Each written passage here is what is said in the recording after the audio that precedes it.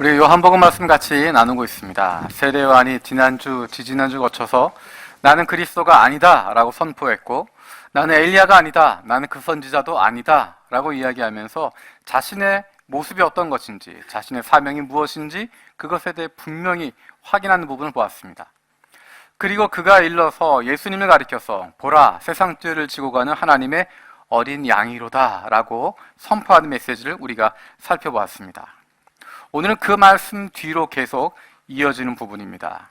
그 세상 죄를 지고 가는 하나님의 어린 양, 그를 따라가고 있는 사람들의 이야기를 오늘 살펴보려고 합니다.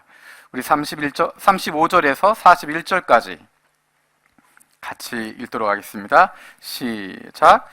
또 이튿날 요한이 자기 제자 중 두 사람과 함께 섰다가 예수께서 거니심을 보고 말하되 보라, 하나님의 어린 양이로다.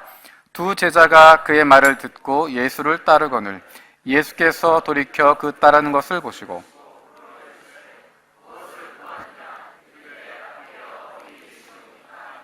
랍비는 번역하면 선생이라.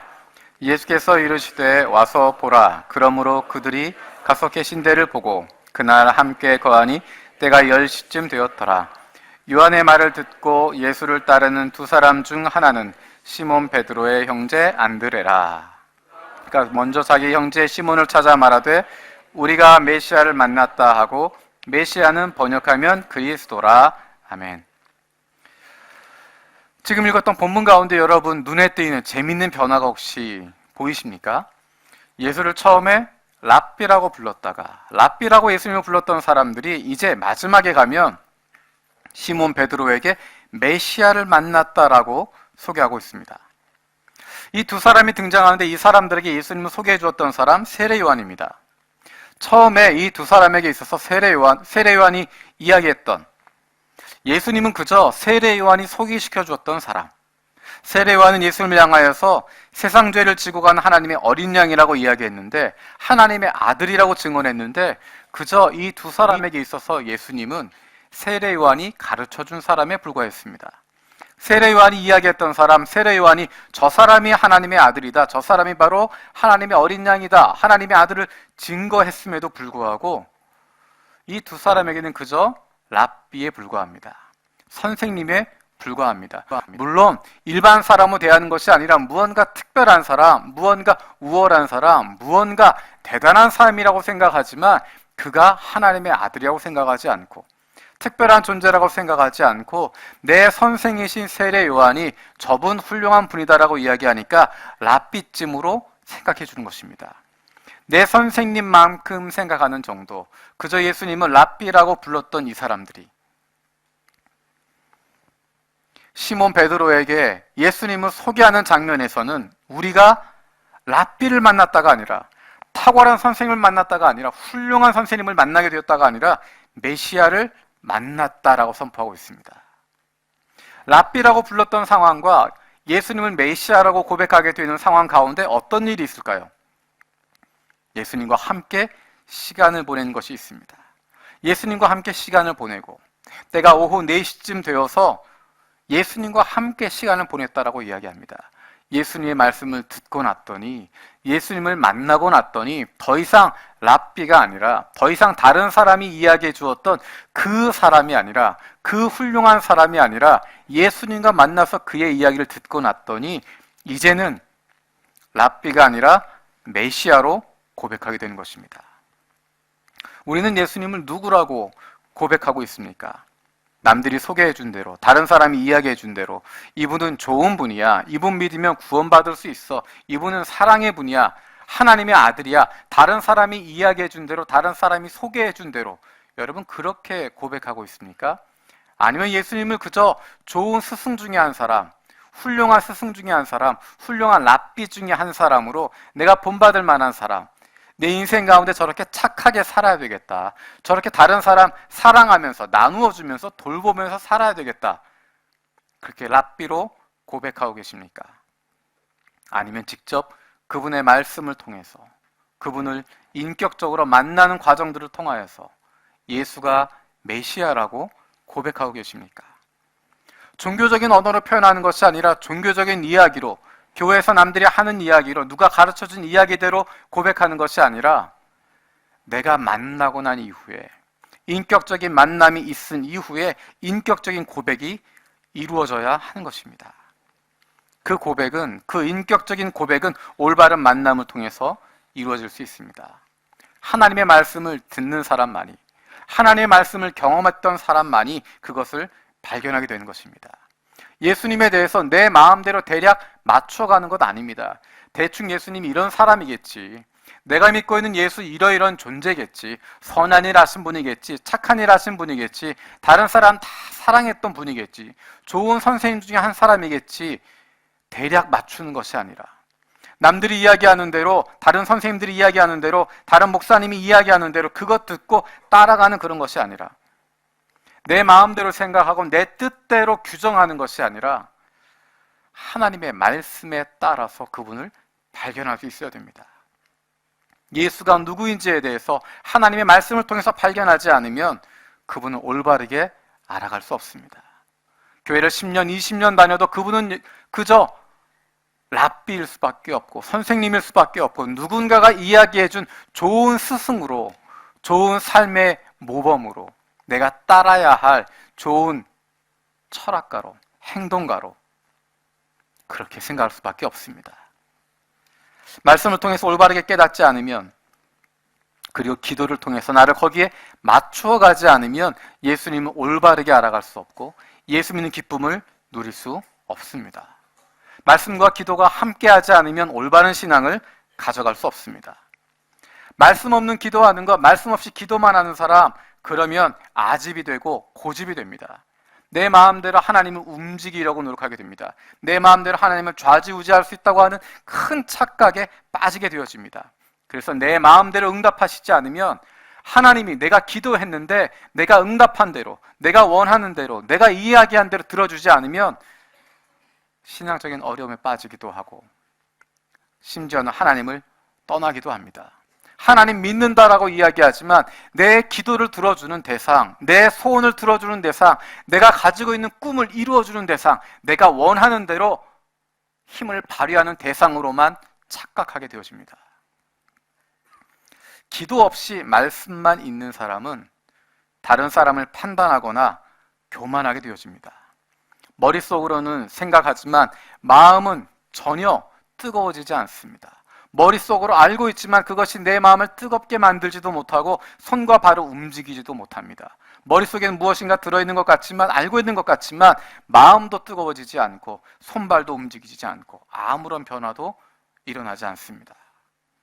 가까이 하면 가까이 할수록 다른 사람들 힘들게 만들고, 그 사람이 다른 사람에게 다가가면 다가갈수록, 입을 열면 열수록 수많은 사람들 상처받게 되어지고 어렵게 만들고 마음 아프게 만드는 일들이 벌어지게 됩니다. 여러분, 둘 중에 무엇을 선택하시겠습니까? 둘 다 포기하면 안 됩니다. 둘 다 한꺼번에 가지고 가야 됩니다. 선택하는 것이 아닙니다. 둘 중에 하나를 선택하는 것이 아니라 둘 다 가지고 있어야 됩니다. 하나님의 말씀이 우리 가운데 있어야 되고 그 말씀을 가지고 기도를 통하여 하나님에게 나를 맞추어 가는 것입니다. 이 둘이 균형을 가지고 있을 때 그래야 달라질 수 있습니다. 가장 어려운 사람들은, 신앙생활을 하면서 가장 어려운 사람들은 잘못된 습관과 신앙의 기본기를 가지고 있는 사람들입니다. 운동을 할 때 가장 어려운 사람들, 처음부터 잘못된 폼으로 시작한 사람들입니다. 처음엔 잘 배웠지만 시간이 지나가면서 나한테 조금 편하다고 생각하고 내 마음에 든다고 생각해서 잘못된 방향으로 조금씩 틀어지다 보면 그것이 몸에 배어서 신앙 자체가 잘못된 모습으로 비뚤어질 수 있습니다. 잘못된 모양으로 삐뚤어지거나 폼이 망가질 경우가 있습니다. 그런 사람들이 고쳐지기가 가장 어렵습니다.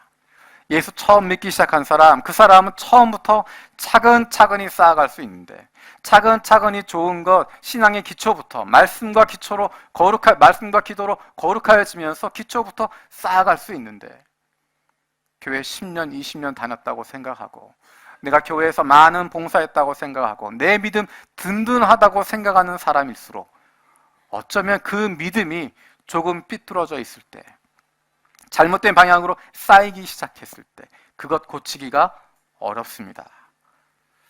어떻게 하면 그것을 고쳐갈 수 있을까? 어떻게 하면 잘못 쌓여진 신앙을 바꿀 수 있을까? 가장 중요한 것은 달라져야 한다고 하는 필요성을 느끼는 것입니다. 바뀌어야 된다고 하는 필요성을 알아야 됩니다. 지금 이대로 믿어도 괜찮은데 내가 그동안 10년, 20년 동안 그렇게 지내왔는데 내가 이렇게 믿는 것 뭐가 문제가 있겠어? 다른 사람 조금 아프고 상처 주는 것 그게 뭐가 대수가 되겠어? 한두 사람, 약한 사람은 다칠 수도 있고 아플 수도 있고 자기가 마음이 약한 거지 왜 상처 준다고 다 받아? 내 믿음 그냥 난 가져온 대로 가져갈 거야 라고 생각하면 그 사람은 바뀌지 않습니다. 하지만 내가 지금 가지고 있는 믿음, 말씀에 비추어 보니까 내가 잘못되어 있었구나. 내가 지금 가지고 있는 신앙인의 모습, 내가 신앙이라고 생각했던 모습들이 그전까진 이게 맞다고 생각했는데 하나님 말씀 비추어 보니까 아니구나. 내가 잘못 생각했구나. 내가 올바른 것이 아니었구나라고 하는 것 깨닫게 되어지면 내가 이대로 가면 하나님의 자녀로서의 기쁨 누릴 수 없고 예수 믿는 즐거움 가져갈 수 없고 하나님의 자녀이지만 하나님의 백성이지만 세상 사람과 다르지 않게 살아가겠구나. 그런 위기감을 가지고 있어야 내가 지금 달라지지 않으면 안 된다라고 하는 절박함이 있어야 바뀔 수 있습니다. 괜찮다 생각하면 달라지지 않습니다. 바뀌어야 한다고 하는 간절함이 있어야 그래야 고쳐질 수 있습니다. 두 번째는 그 전에 가지고 있던 습관들을 다 내려놓을 수 있어야 됩니다. 우리는 그 전에 가지고 있었던 잘못된 생활의 습관들, 잘못된 신앙의 관습들이 있습니다. 그래서 나도 모르는 사이에 먼저 그런 이야기가 떠오르게 되어지고 그런 생각이 떠오르고 그런 말을 밖으로 내뱉게 되어져 있습니다. 어떤 일을 볼 때, 다른 사람의 행동을 볼 때 나도 모르게 몸이 먼저 반응하는 경우를 보게 됩니다.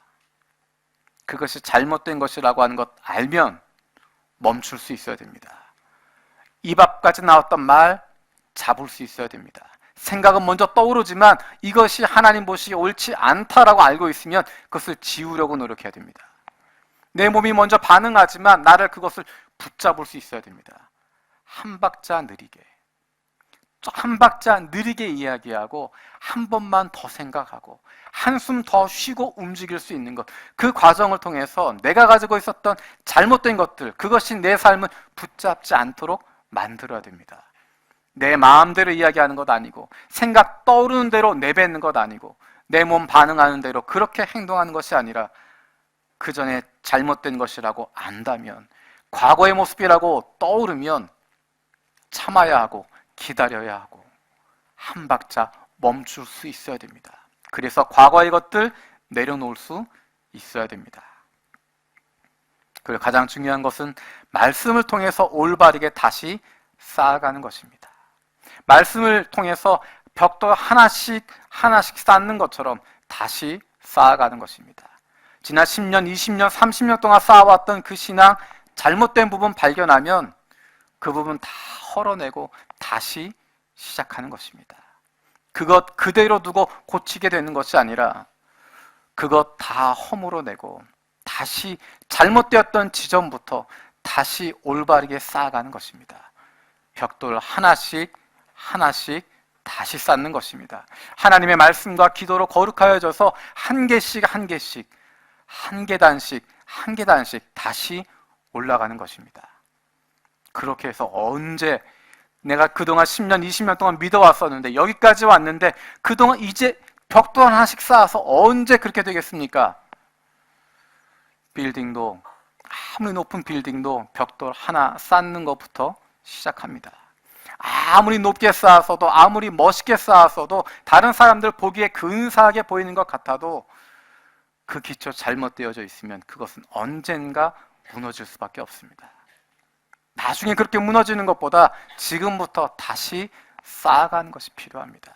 지금부터 한 가지 하나씩 하나님의 말씀과 기도로 거룩하여지면서 벽돌 하나씩 쌓고 있으면 어느새 그것이 담장 높이가 되어지고 어느새 그것이 빌딩도 되어질 수 있고 어느새 그것이 아름다운 모습으로 변화되어질 수 있습니다. 예수님과 함께하면서 그 안에 변화가 일어나게 되는 것입니다. 예수님과 함께하면 변화가 일어날 수밖에 없습니다. 이 사람들이 오늘 본문에 읽었던 이 두 사람이 변화되었던 건 예수님과 함께 있었기 때문입니다. 함께 시간을 보냈기 때문에 그들이 변화될 수 있었습니다. 예수님과 같이 있음이 변화되어지는 모습 또 다른 본문에서 찾아볼 수 있습니다. 누가복음 24장입니다. 같이 찾아보겠습니다. 누가복음 24장 한 페이지만 뒤로 넘기시면 있습니다. 누가복음 24장 29절에서 32절까지입니다.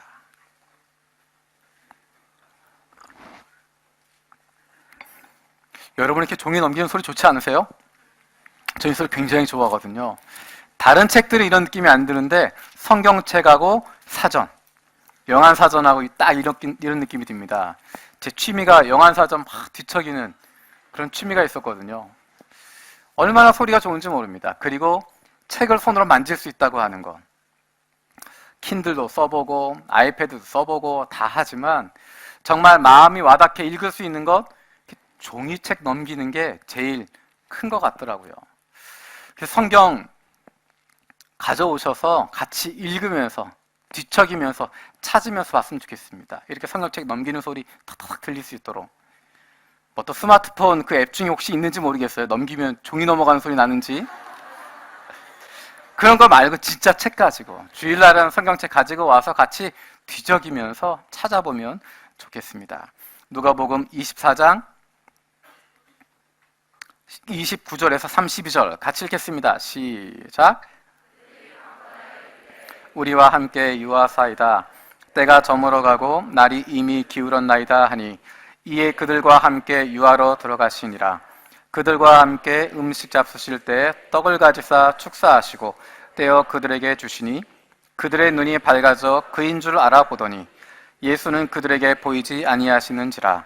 그들이 서로 말하되 길에서 우리에게 말씀하시고 우리에게 성경을 풀어주실 때 우리 속에서 마음이 뜨겁지 아니하더냐 하고.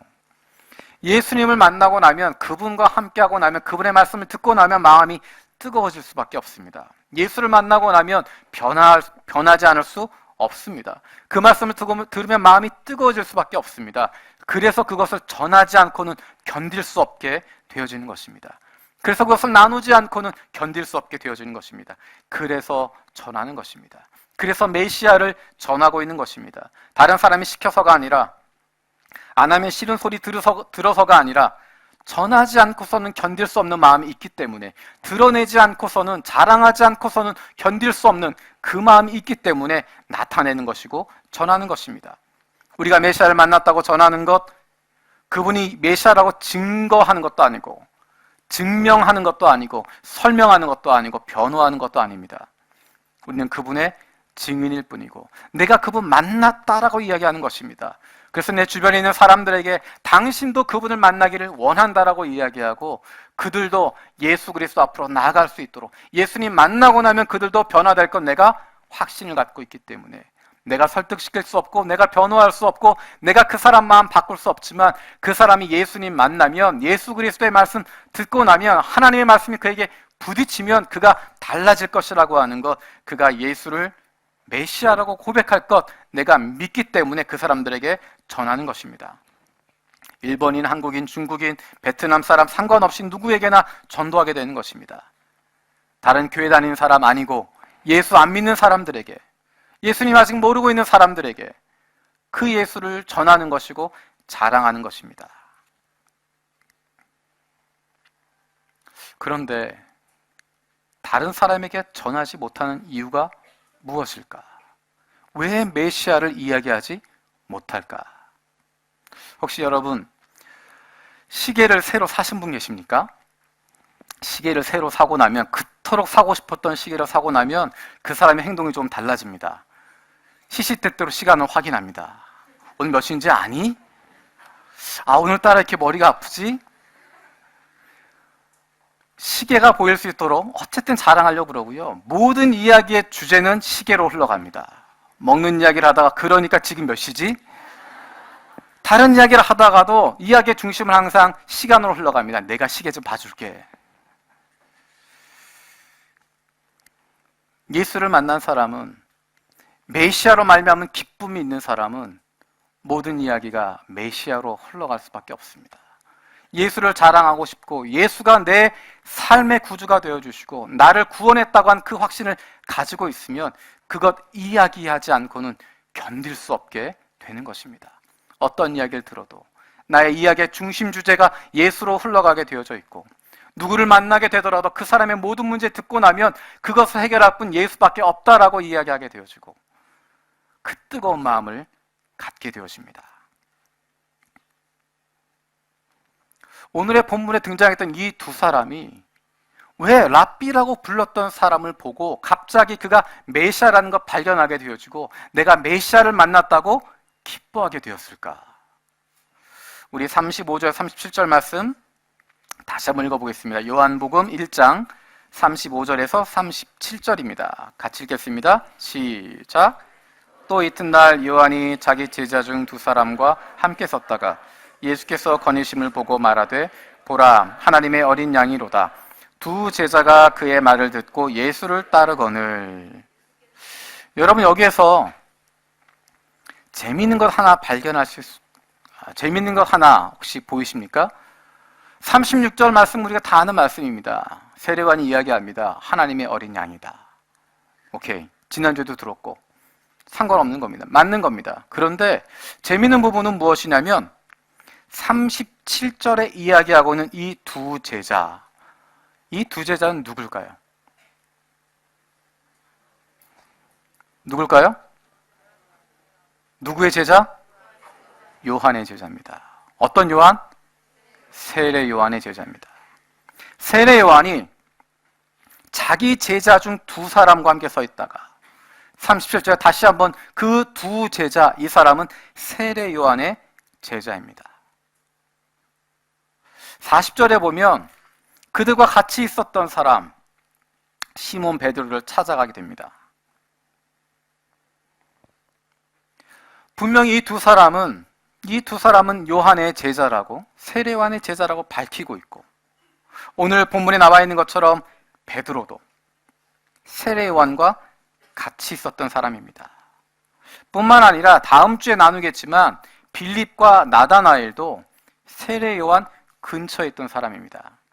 이 사람들은 갈릴리 사람인데 저 북쪽 갈릴리에 있던 사람들인데 지금 세례 요한이 사역하고 있는 남쪽에 와 있습니다. 먼 길을 와서 있는 것입니다. 고향이 아니라 집 근처가 아니라 멀리 떨어져 있습니다. 누구에게? 세례 요한에게 찾아와 있는 사람들입니다. 세례 요한의 제자들이었고 세례 요한을 추종하는 사람이었고 세례 요한 옆에서 그의 메시지를 듣고 있던 사람들입니다. 근데 굳이 왜 자기가 세례 요한의 제자였다고 하는 것을 요한복음에서 밝히고 있을까요? 공관복음에 그런 이야기 등장하지 않습니다. 알고 보면 여기에 등장했던 두 사람, 베드로도 마찬가지고 빌립도 마찬가지고 나다나엘도 마찬가지고 이 사람들은 세례 요한의 주변에 있던 사람들이고 이 사람의 근본은 세례 요한과 함께 했던 사람들인데 공관복음에 보면 그것 등장하지 않습니다. 마치 아무 일도 없는 것처럼 나는 처음부터 예수님만 믿었습니다 라고 하는 것처럼 등장합니다. 근데 그 완벽한 알리바이를 요한복음에서 깨뜨리고 있습니다.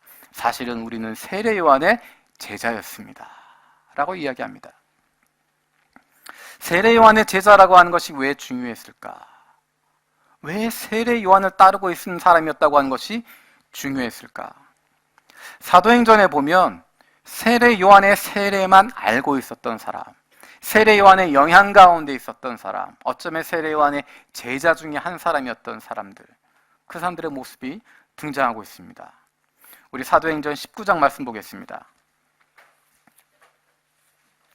사도행전 19장입니다. 1절에서 7절까지.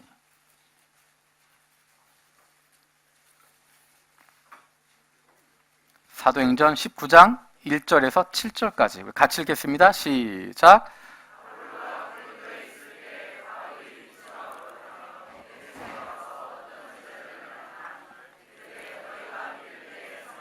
아니야. 이르되 아니라 우리는 성령이 계심도 듣지 못하였노라. 바울이 이르되 그러면 너희가 무슨 세례를 받았느냐? 대답하되 요한의 세례니라. 바울이 이르되 요한의 회개의 세례를 베풀며 백성에게 말하되 내 뒤에 오시는 이를 믿으라 하였으니 이는 곧 예수라 하거늘 그들이 듣고 주 예수의 이름으로 세례를 받으니 바울이 그들에게 안수하며 성령이 그들에게 임하심으로 방언도 하고 예언도 하니 모두 12사람쯤 되니라. 바울이 전도하는 가운데 선교하는 가운데 어떤 사람들 만나게 되어집니다. 그런데 그 사람들, 요한의 세례만 알고 있던 사람들, 요한에게 영향받았던 사람들, 그런 사람들이었습니다. 그에게 바울이 예수를 전하니 그들이 예수를 믿고 성령을 받았다라고 이야기합니다. 우리가 잘 아는 또 한 사람이 있습니다. 그 사람 바로 오늘 본문 1절에 등장했던 아볼로입니다. 우리 바로 위에 있는 본문 사도행전 18장 24절에서 26절 말씀 같이 읽겠습니다. 시작. 알렉산드리아에서 난 아볼로라 하는 유대인이 에베소에 이르니 이 사람은 언변이 좋고 성경에 능통한 자라. 그가 일찍이 주의 벌을 배워 열심으로 예수에 관한 것을 자세히 말하며 가르치나 요한의 세례만 알 따름이라. 그가 회당에서 담대히 말하기 시작하거늘 브리스길라와 아굴라가 듣고 데려다가 하나님의 도를 더 정확하게 풀어 이르더라. 아볼로라고 하는 사람이 등장했습니다. 이 사람은 예수를 가르치는 사람이었는데 요한의 세례만 알고 있었던 사람입니다. 어쩌면 이가 예수에 대해서 가르치고 있었던 것, 그것은 그저 예수님이 좋은 스승이라고, 좋은 선생님이라고, 그 산상순을 가르쳤을 수도 있고 그를 닮아야 된다라고 이야기했을 것입니다. 하지만 예수가 유일한 구원의 길이라고 하는 것 그는 몰랐습니다. 그는 예수님을 직접 만난 적도 없고 예수를 영접한 적도 없고 예수가 누군지도 알지 못하는 상태 가운데 있었습니다. 단지 도덕적으로 종교적으로 좋은 랍비라고만, 좋은 선생님이라고만 생각하고 있었던 것입니다. 메시아이신 예수 그리스도를 알지 못했던 사람입니다. 그런데 그가 예수님에 대한 이야기를 듣게 되어지고 브리스길라와 아굴라를 통하여서 하나님의 도를 더 정확하게 알고 나니까 예수가 그리스도라고 하는 것을 깨닫게 되어집니다. 그리고 되어진 결과가 28절입니다. 28절 읽겠습니다. 시작. 이는 성경으로서 예수는 그리스도라고 증언하여 공중 앞에서 힘있게 유대인의 말을 이기미러라. 세례 요한의 세례만 알고 있었는데 그전에 그것만 알고 있었는데 이제 그가 예수 그리스도를 알고 나니까, 예수 그리스도를 만나고 나니까, 예수가 메시아라고 하는 걸 알고 나니까 예수가 그리스도라고, 예수가 메시아라고 담대하게 선포할 수 있는 사람이 되었습니다. 이 사람들은 세례 요한의 사역하는 현장에 있었던 사람입니다. 두 제자뿐만 아니라 베드로도 그곳에 내려와 있던 사람이었습니다. 다음 주에 등장하는 빌립과 나다나엘도 마찬가지로 갈릴리에서 이곳까지, 세례요한 근처까지 와서 있었던 사람입니다. 아볼로도 마찬가지였고 바울이 만났던 그 사람들도 마찬가지였고 그들 안에 무엇이 있었을까? 그 사람들 안에는 갈급함이 있었습니다. 그 안에는 간절함이 있었습니다. 세례 요한의 메시지를 통하여서 그들은 회개의 메시지를 듣게 되었고 우리가 죄인이라고 하는 것, 우리는 죽을 수밖에 없는 존재라고 하는 것, 우리에겐 다른 길 없다고 하는 것, 이대로 있으면 심판 앞에 놓일 수밖에 없다고 하는 것, 아니 심판이 바로 내 코앞에까지 닥쳐 있다고 하는 것, 그것을 이들은 깨닫고 있었습니다. 다른 길이 없다고 하는 것, 내가 벗어나갈 수 있는 길이 없다고 하는 것, 죽을 수밖에 없는 존재라고 하는 것, 심판받을 수밖에 없는 존재라고 하는 것, 이들은 그것을 절감하고 있었습니다. 간절하게 구원의 길을 찾게 되었습니다. 내가 죄인이라고 하는 것 알고 나니까, 내가 죽을 수밖에 없는 존재라고 하는 것 깨닫고 나니까, 내가 하고 있는 것, 내 인생의 문제 내가 풀어갈 수 없고 내 힘으로는 단 하루도 살아갈 수 없다고 하는 것 그들이 깨닫고 나니까, 세례 요한의 메시지를 통하여서 그것을 경험하고 나니까 그들의 마음속에 갈급함이 있었습니다. 그들의 마음속에 내가 살고 싶다라고 하는, 나는 구원받고 싶다고 하는, 이 죽음의 상황에서 누가 나를 건져낼고 하는 안타까운 마음이 그들 가운데 있었습니다. 어떻게 하면 내가 구원받을 수 있을까? 어떻게 하면 내가 영생을 얻을 수 있을까? 어떻게 하면 내가 생명을 얻을 수 있을까? 어떻게 하면 내가 달라질 수 있을까? 어떻게 하면 내가 이 어둠의 상황에서 벗어날 수 있을까? 이 사람들은 그런 영적인 갈급함을 가지고 있었습니다. 세례 요한의 메시지는 영적인 갈급함을 주는 메시지였습니다. 그 메시지를 들은 사람들이 그 마음 가운데 갈급함을 가지게 되는 것이었고, 그 마음 가운데 뜨거움을 갖게 되는 것이고, 그래서 예수 그리스도를 만나기를 간절히 소원하게 되는 것이고, 예수 그리스도 만나게 되었을 때, 그분의 음성을 듣게 되었을 때, 그분의 말씀을 듣게 되었을 때, 더 이상 랍비가 아니라, 더 이상 누군가 소개해준 위대한 스승이 아니라, 이분이 바로 메시아라고, 이분이 바로 그리스도라고, 이분이 바로 구원자라고, 이분이 바로 하나님의 아들이라고, 이분이 바로 내 인생을 변화시키는 유일한 구주라고 선포할 수 있게 되었던 것입니다. 그런데 그 예수를 만나고 나면, 그 메시아를 만나고 나면 어떤 변화가 일어나게 될까? 우리 42절 말씀, 요한복음 1장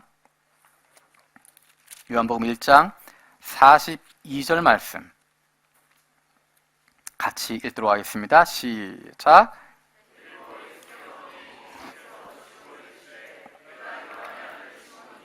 장차 게바라 하리라 하시니라. 게바는 번역하면 베드로라. 요한의 아들 시몬을 만나시게 됩니다.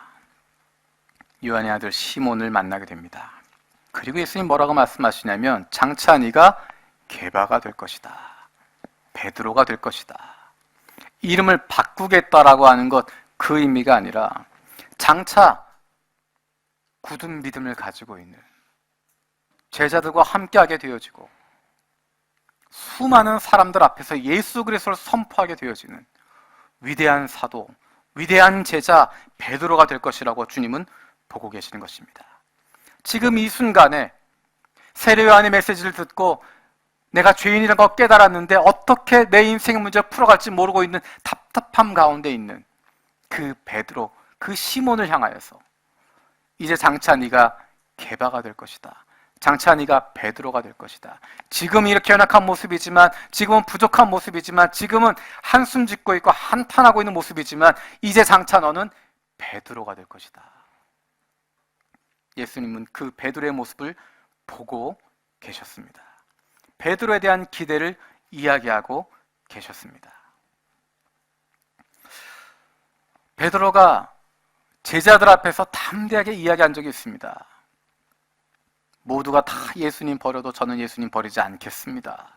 모두가 다 도망쳐도 전 절대 예수님 버리지 않습니다 라고 이야기합니다. 아마도 그 순간은 베드로가 내가 어떤 존재였는지를 잊어버렸던 시간인 것 같습니다. 처음에 예수님이 그를 만났을 때, 너는 요한의 아들 시몬인데, 너는 별 볼 일 없는 사람인데, 너는 아무도 인정하지 않는 사람인데, 네 안에 믿음 없는 사람인데, 너를 장차 게바로, 너를 장차 베드로로 만들어 주겠다라고 예수님 말씀하셨는데, 베드로는 옛날의 나의 모습 잊어버리고 예전처럼 믿음 좋았던 것처럼, 나는 처음부터 믿음 좋았던 사람인 것처럼, 나는 처음부터 예수를 그리스도라고 시인했던 사람인 것처럼, 처음부터 내 믿음 그만큼 높았다라고 착각하고 교만하고 오만방자해지고 나니까 시험에 들 수밖에 없고 넘어질 수밖에 없고, 내 믿음 이만큼 높았던 건 아니고 처음부터 이 정도 수준이 아니라 난 이렇게 낮았는데, 처음 예수님 날 만나셨을 때 요한의 아들 시몬아라고 이야기하시면서 너는 정말 연약한 존재지만 널 앞으로 이만큼 키워줄게, 너는 이만큼 변화될 거야 라고 말씀하셨는데, 그때 시절 잊어버리고 어쩌면 올챙이적 잊어버리고 있는 베드로의 모습을 우리는 발견하게 되어집니다. 우리는 내가 죄인이었다고 하는 것 기억해야 됩니다.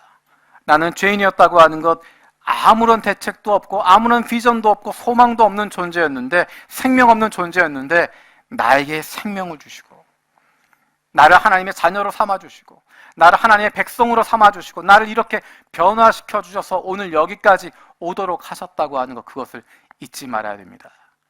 우리가 죄인이었다고 하는 것 기억하는 것은 나는 죄인이요, 내가 죄인이요, 죄의식에 빠져 있으란 이야기가 아니라, 나는 그렇게 비참한 존재였는데, 나에겐 아무런 가능성도 없었는데 하나님이 나를 사랑하셔서 나를 이만큼 이끌어 주셨지, 이만큼 변화시켜 주셨지. 그것 생각하며 겸손하라는 것이고, 그것 생각하며 감사하라는 것이고, 그것 생각하며 앞으로 나를 바꾸실 하나님을 기대하라는 것입니다. 여러분, 기드온 기억하십니까? 우리가 리바이블 101 읽으면서 읽었던 인물입니다. 기드온은 미디안 사람들이 무서워서 포도주 틀에서 밀을 타자하고 있었던 겁쟁이였습니다. 그 당시 그들을 괴롭히고 있었던 사람들에게 들키지 않기 위해서 숨어서 타작하고 있었던 겁쟁이입니다. 모자란 사람이고 연약한 사람이고, 그 집안도 우상을 섬기는 집안이었고 보잘것없는 집안에 있는 보잘것없는 사람이었습니다. 근데 하나님은 그를 향하여서 큰 용사라고 부르십니다. 심지어 기도는 한 번에 순종하지도 않습니다. 믿음도 없어서 하나님 이렇게 한번 해주시면 제가 믿을 것 같습니다. 들어주시니까 그것 말고 반대로 해주시면 믿을 것 같습니다. 하나님, 제가 믿지 못하겠는데 이런 증거를 한번 보여주십시오. 계속해서 순종하지 못하고 두려움을 가지고 있는 사람이 바로 기드온이었습니다. 근데 하나님은 그에게 아니라고 말씀하지 않으십니다. 그래, 한 번 더 증거를 보여줄게. 한 번 더 이적을 보여줄게. 네가 믿을 수 있도록 해줄게. 네가 믿음 가질 수 있도록 다시 한번 내가 배려해줄게. 그래도 믿어지지 않으면, 두려우면 이렇게 해봐. 하나님이 한 가지 한 가지 보여주시고 그를 바꾸고 계십니다. 여러분, 모세를 기억하시죠? 모세는 40년 동안 이집트 왕자로 자랐습니다. 왕으로 통치할 수 있는 수학을 다 받았습니다. 전 세계를 통치할 수 있는 왕으로 준비가 되어 있었습니다. 그런데 그가 그의 민족을 생각하고 그의 하나님을 생각하면서 그 모든 것들 내려놓았습니다. 그리고 돌이킬 수 없는 상태가 되어서 광야로 도망하게 되어지고 40년 동안이나 광야에서 양을 치면서 전 세계를 통치할 꿈을 꾸고 있었던 사람이 이제 눈앞에 있는 양들을 다스리고 있는, 그 양들을 이끌고 다니고 있는 그 일을 40년 동안 감당하고 있었습니다. 얼마나 힘들었겠습니까? 그 안에 있는 실패감, 상실감 얼마나 컸겠습니까? 내가 뭘 하겠어? 용기도 없고 말도 제대로 못하고 하나님 앞에 설 수도 없는 그런 실패자고 용기 없고 말도 제대로 못하는 모세였는데, 하나님은 그를 만나시면서 네가 내 백성 이스라엘을 인도해낼 것이다 라고 이야기하십니다. 그 당시 세계를 제패하고 있었던 이집트와 맞서서, 신적인 존재였던 바로와 맞서서 네가 싸워서 이길 거고 내 백성 이스라엘을 구해낼 것이라고 말씀하십니다. 이 세상 그 누구보다도 온유한 사람 모세가 될 것이라고. 하나님은 그런 모세를 보고 계셨습니다. 여러분, 여호수아 기억하시죠? 모세의 뒤를 이었던 지도자였습니다. 제대로 리더십 인정받은 적도 없었고, 그토록 여호수아 1장에서 두려워하지 마라, 놀라지 마라, 강하고 담대하라 반복적으로 들려주어야 할 만큼 연약하고 두려움 가운데 빠져 있고 힘들어하고 있는 사람이었는데, 하나님 그 여호수아를 보면서 요단강을 믿음으로 건너게 되어지고 여리고성을 믿음으로 무너뜨리게 되어지고 가나안을 정복해 나아갈 하나님의 백성들에게 그 땅을 나누어 줄 수 있는 위대한 지도자 여호수아를 보고 계셨습니다. 이들의 공통점은 실패를 경험했던 사람들입니다. 내 힘으로 할 수 없다고 했던 사람들입니다. 난 아무것도 아니라고 이야기했던 사람들입니다. 난 아무것도 아닙니다라고 이야기했던 사람들. 또 한 가지의 공통점은 하나님이 그들과 함께 하셨다는 것입니다. 하나님이 그들과 함께 하시니까 그들의 인생이 달라졌습니다. 하나님이 그들의 걸음을 한 걸음 한 걸음 인도해 주시고 그들을 이끌어 주시고 그들이 가야 할 곳으로 한 걸음씩 그들의 손을 붙잡고 움직여 주셨더니, 그 무능했던, 패배감에 젖어 있었던, 말할 줄도 모른다고 이야기했던 그 모세는 위대한 지도자가 되었고, 여호수아는 가나안을 정복했고, 기드온은 상상할 수도 없는 놀라운 승리를 거두게 되었습니다. 그리고 베드로는 그 숱한 실패에도 불구하고 믿음을 지키고 예수 그리스도 떠나지 않고 위대한 사도로 살아가게 되었습니다. 지금은 별 볼 일 없는 것 같지만, 지금은 그렇게 보이지 않지만, 지금은 아무것도 아닌 것 같지만, 지금은 다른 사람 누구도 인정해주지 않고 있지만, 하나님이 나와 함께 하시면 우리의 인생이 달라집니다. 하나님께서 동행하시면 내 인생 새로워집니다. 우리는 더 이상 예전의 나로 살아가는 것이 아닙니다. 우리는 더 이상 예전의 나의 모습으로 살아가지 않습니다. 나는 이제 하나님께서 만들어 가실 나의 모습을 살아가게 될 것입니다. 하나님이 저와 여러분들을 빚어가실 것입니다. 그것을 기대하십시오. 그 인생이 어떤 인생이 될 것인지 기대하시기 바랍니다. 하나님께서 이루십니다. 이 모든 변화는 여기에서 시작했습니다. 메시아를 만났다. 우리 함께 시간 찬양하길 원합니다. 이 설교를 준비하면서 가장 마음에 와닿았던 찬양입니다. 아마 여러분 가운데 이 찬양이 좀 어려워서 모르시는 분이 많으실 것 같아요.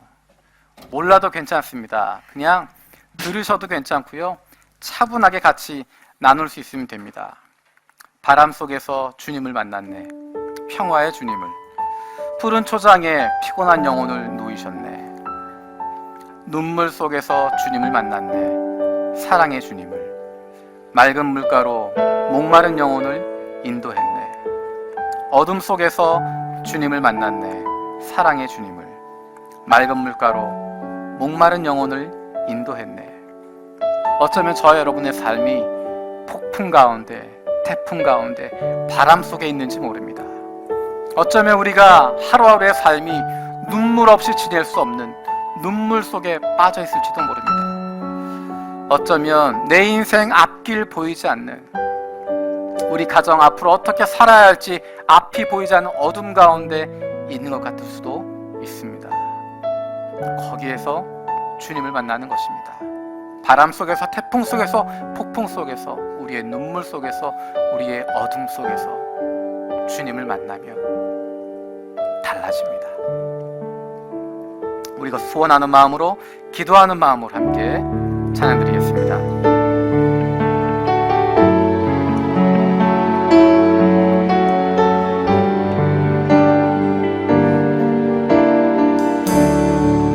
바람 속에서,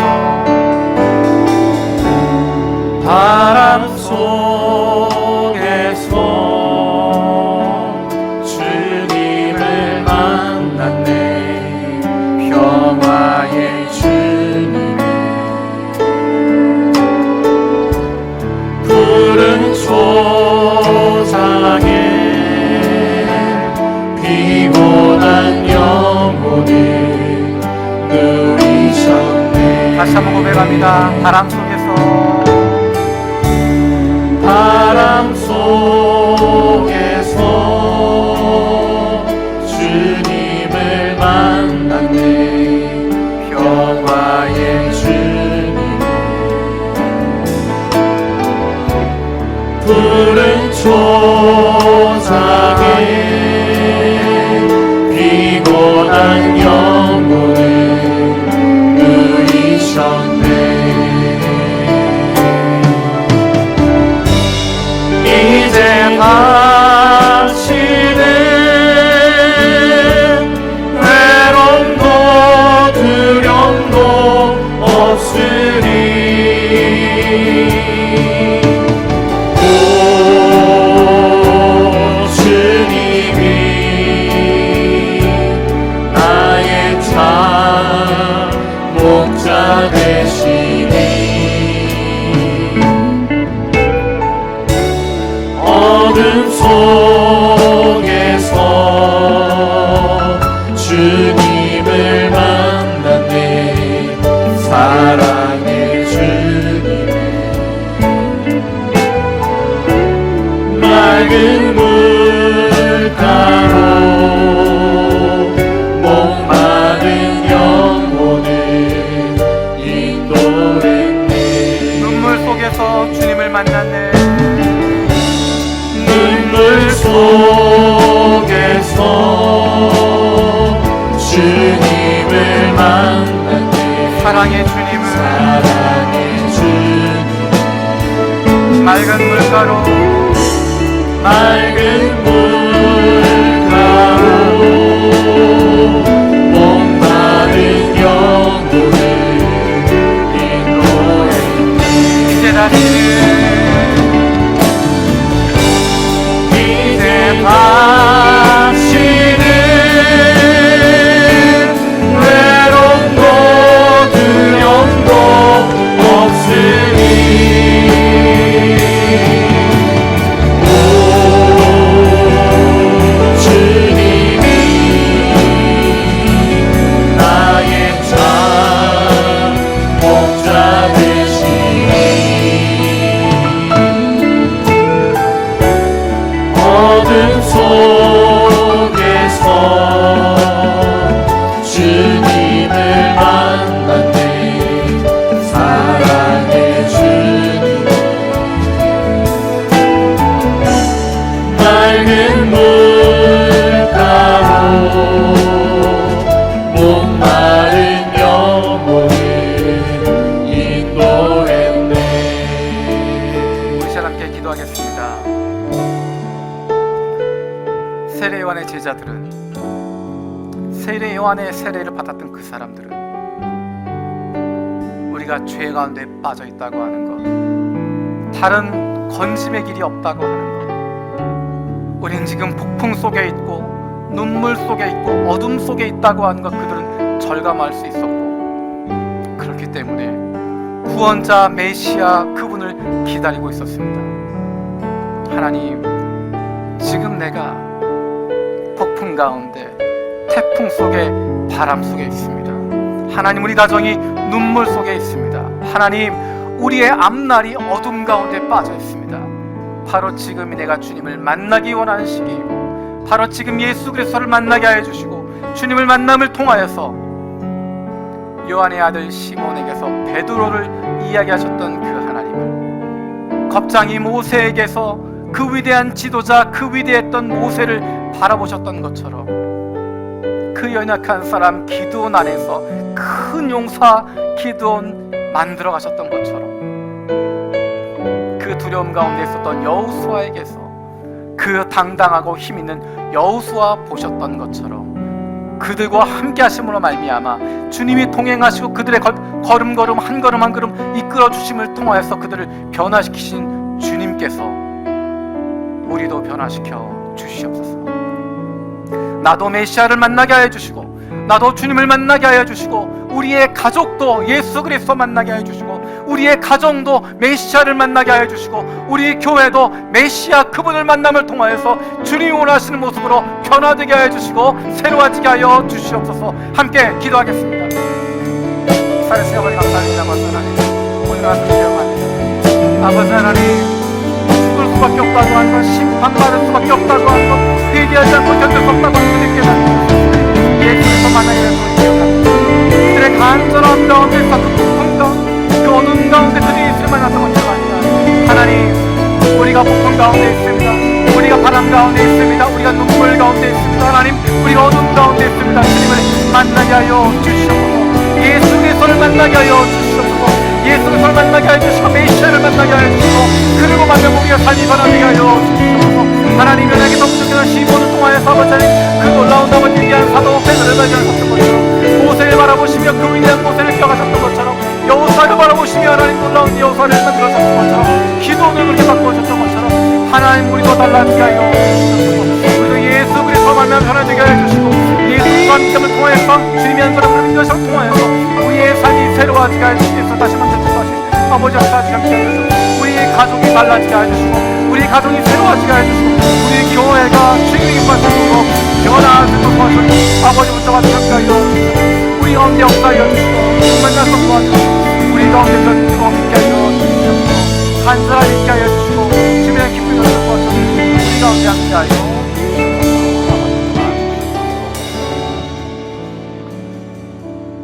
살아계신 아버지 하나님, 우리가 메시아를 만났다 고백하게 하여 주시옵소서. 우리의 인생이 변화되게 하여 주시고, 우리의 삶이 새로워지게 하여 주시고, 우리의 삶이 하나님과 함께 동행함을 통하여서 하나님이 우리의 한 걸음 한 걸음 인도하심을 통하여서 이전에 알지 못했던 놀라운 하나님 날마다 날마다 경험하게 하여 주시고, 우리의 가족들이 변화되게 하여 주시고, 우리의 가정이 새롭게 회복되게 하여 주시고, 우리 교회가 주님이 원하시는 교회로 달라지게 하여 주시옵소서. 사람의 능력이 아니라, 사람의 지혜가 아니라 나는 할 수 없기 때문에, 우리는 죄 가운데 빠져 있기 때문에, 우리에겐 다른 길 없기 때문에 오직 주님밖에 없다고 고백할 수 있는, 오직 주님만이 우리의 구원자 되시고 오직 주님 그분만 붙잡을 수 있는 메시아, 그분 앞에만 나아갈 수 있는 주님의 자녀들 되게 하여 주시옵소서. 감사드리고 예수님의 이름으로 기도드립니다. 아멘.